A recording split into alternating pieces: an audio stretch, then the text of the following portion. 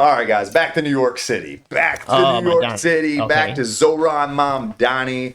For those of you who haven't been following us, Democrat, Socialist, Zoran Mamdani took office January 1st of this year. He has a largely different approach to politics and how he's going to run the city as previous mayors, and it is leading to death. And I don't know how else to put it, guys. It's leading to death. So let's just get into this. He's upon taking office, he pulled this hands-off approach with homelessness. He's got these rent freezes, these subsidize everything, let the streets become open air camps for hanging out and sleeping and living, whatever. But at the end of the day, this is not compassion. This isn't compassion for the homeless or the people who aren't well off. This is chaos, and it is endangering the homeless population, the most vulnerable population in the city, other than children, obviously. Definitely. So what is the policy that is causing this death that he's created? What are these deaths? How many? What is the policy? So the policy that's changing it, he has reversed effective policies from Mayor Eric Adams' era. He ended the routine sweeps of homeless encampments. So previously they would, the winter storm is coming, it's going to be cold, people are going to die. They sweep the homeless encampments, they force them to go inside. It's not a maybe you should come inside. It's you got to come on. We got to get your ass in here before you right. It would say, oh, well, that's not freedom. You're taking it, controlling people, whatever. It's well, you can make all these arguments, but at the end of the day, when you move to the policy that Mamdani has now, let's go ask these homeless people who are strung out on heroin and fentanyl and meth. Let's go ask them if they want to get off the street where their drugs are located and come to this hotel where they won't be able to have drugs. They'll be monitored, they'll be watched, etc. They're all going to say no. They're addicts. They're either addicts or they have mental issues. These people are not in the right mind to say yes or no. It's too cold. I might die. They're not in the right mind. So they're not. Let's move on. He scrapped the requirement, as I said, for chronicless homeless to access shelters. Instead, it's voluntary outreach with single room units, but only if people want them. Former New York City Controller Scott Stringer said, "When it's 7 degrees, you get everyone in a safe place." He was pretty irate about what happened. So let's go into this winter death toll that has been created by Mayor Mamdani. In the most recent freeze there at the end of January, moving into February, they had 18 people died on the streets of New York City. 18 people. Man. That's pretty high. Nationwide, the storm only killed 40 people. So that cold, that's really high. That cold spell came all the way here to Florida. We had freezing day after freezing day after freezing day in North Florida. So all across the country, 40 people died, but 18 of them were within one city, New York City. Moving forward, New York City typically sees 10 to 20 hypothermia deaths annually amongst the homeless. 2023, it was 11. I couldn't find the numbers for last year. 2005 to 2022 averages were 19 deaths per year on the streets from this.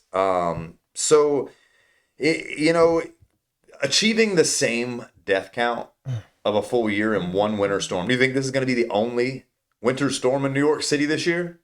No, absolutely not. No, they're going to have 10, 12, 14 winter storms. It's New York City. Yeah, definitely. We got 18 deaths just off one storm. Jeez. Guys, this isn't climate change. Climate change. Weather patterns are crazy. No, we have these weather patterns every year. This is a direct result of abandoning these encampment clears. This is a direct result. Involuntary shelters. This is a direct result of getting rid of them. These people, when they need the protection of the government most, when they're in their most mental frail points, they're being abandoned.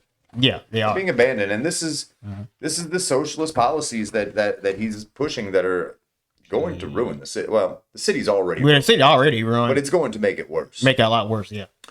All right, the bigger picture here. I guess progressive policies, they sound nice. in thought, they sound nice, they sound helpful. We don't want to boss these people around, but in practice, They they're stuck. killing people. Yeah. Killing people. End of story. His agenda, his policy has been the result, or it is the reasoning for the result. The reason these people are dead. Mental illness, addiction, they need treatment, not autonomy in sub-zero temperatures. They need treatment. Treatment. So I guess these aren't human statistics we're giving out. These are human lives lost to an ideology which is socialism. This is a trend. We know socialism is a killer. We know that. So this isn't the statistics, 18 people more. No, this is death due to ideology. So I mean, what's next? More taxes for them to fix the fallout. More taxes. Oh yeah, he definitely gonna try to raise that. He definitely gonna try to raise. It's only going to get worse. He's going to use this as a reason to tax people more, to take more money away from those who are working for it, and to give more to those who are dying in the streets because they're on drugs and they're too stupid to go inside. So, week after week, we're just going to continually see the failures of his administration. Definitely. And I know this. No, because definitely. this is what we watch with socialism everywhere. Oh yeah, it's been like that all across the world, all across history. Every time socialism implemented, it ends up like that. But people keep voting for it, so I don't know. So, do you think that people are, so the average New Yorker, do you think they're not exposed to this information of 18 people dying when that's far more than the normal? Do you think it's a case of not being exposed to relative information, or do you think it's more of a case of, how do they refer to it? What is it? Suicidal empathy, or it's almost like I guess suicidal empathy is more like a white people thing where they want to help everybody, but this is kind of like, this is empathy, homicidal empathy, I guess. Oh, okay. I think they're exposed to it. I just think they don't really put two and two together because they love their party so much, and so they kind of blind to what's going on. And do they kind of like in denial, I would say. I mean, it takes a special, I guess. Kind of like in denial. Like a woman in an abusive relationship, the guy beats on her, and she knows the guy no good for her. Other people tell her to get out of the relationship, but she's so in denial. It's a great analogy. That she can't really see truly what's going on. That is a sound analogy. Very sound. So I guess, guys, let us know what you think. What do you think the next big situation of failures is going to be from him? Let's get in the prediction booth, see if we can start... See if we can get ahead of the game this time. I should have known this was coming. Oh yeah. There'll be more. There will be more.